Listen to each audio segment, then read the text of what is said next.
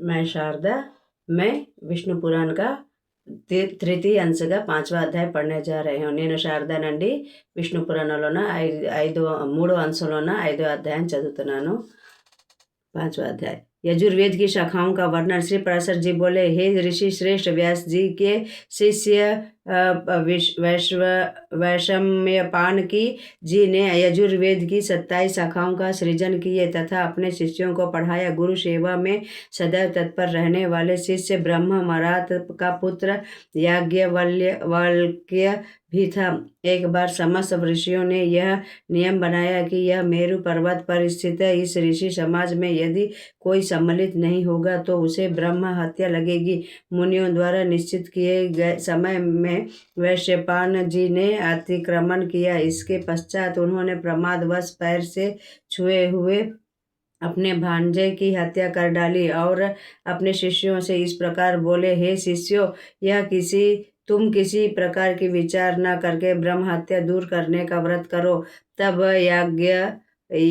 याज्ञवल्क्य जी कहने लगे कि यहाँ उपस्थित सभी ब्राह्मण तेज विहीन हैं, अतः मैं अकेला ही व्रत का अनुष्ठान करूँगा। यह सुनते ही उनके गुरु वैशंपायन जी अत्यंत क्रुद्ध होकर बोले, ब्राह्मणों का अपमान करने वाले, तू जो कुछ भी विद्या स्वरूप मुझसे ग्रहण किया है उसका त्याग कर दे। यह याज्ञवल्क्य जी कहने लगे कि मैंने तो ऐसा भक्तिवश कहा था, फिर भी आप कहते हैं, इसलिए मैंने जो आपसे ग्रहण किया उसका त्याग किए देता हूँ।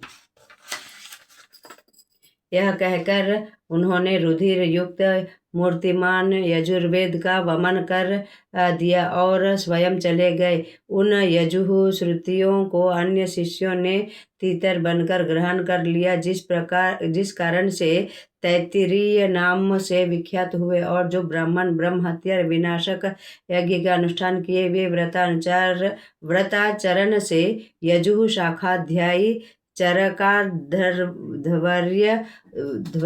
एवं हुए। तत्पश्चात याज्ञवल्क्य ने यजुर्वेद प्राप्ति की अभिलाषा से संयमचित होकर भगवान सूर्य देव की स्तुति की। नमस्व सवित्रे द्वाराय मुक्तेरमित तेजसे ऋग्यजुषाम भूताय त्रयीधाम्ने च ते नमः। जो अग्नि एवं चंद्र रूप जगत के कारण तथा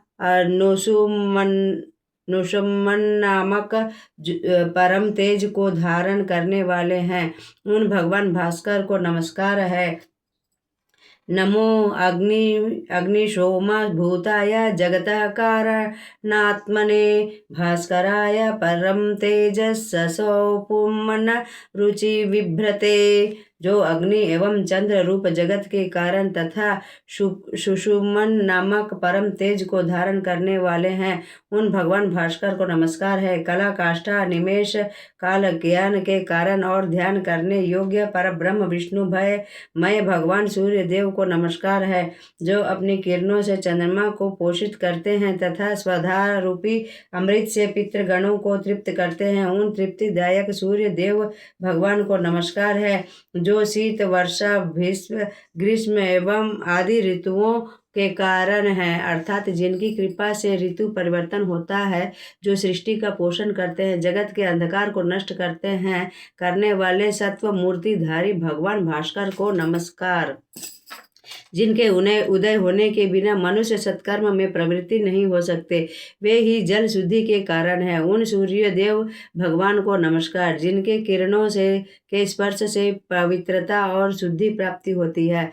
देवता आदि समस्त भूतों के आदि भूत भगवान आदित्य को सत सत नमस्कार। श्री पराशर जी ने कहा, यह इस तरह विनय पूर्वक बार बार स्तुति करने पर भगवान भास्कर सूर्य देव अश्व रूप घोड़े के रूप में प्रकट होकर कहने लगे, हे याज्ञवल्क्य, आप अपना मनोवांछित वर मांगो। याज्ञवल्क्य ने उन्हें प्रणाम किया और कहा, हे प्रभो, आप मुझे उन यजु श्रुतियों का उपदेश कीजिए जिनका ज्ञान मेरे गुरु को भी न हो। तत्पश्चात भगवान सूर्य देव ने आयातयाम नाशक उपदेश दिया, जिसका यह ज्ञान वैशंपायन जी को भी न था। और उन श्रुतियों को जिन ब्राह्मणों ने अध्ययन किया वे वाजी नाम से प्रसिद्ध हुए, क्योंकि उपदेश करते समय भगवान भास्कर ने अश्व रूप धारण किया था। वे वाजी श्रुतियों की 15 शाखाएं याज्ञवल्क्य द्वारा प्रवृत्ति कही जाती है।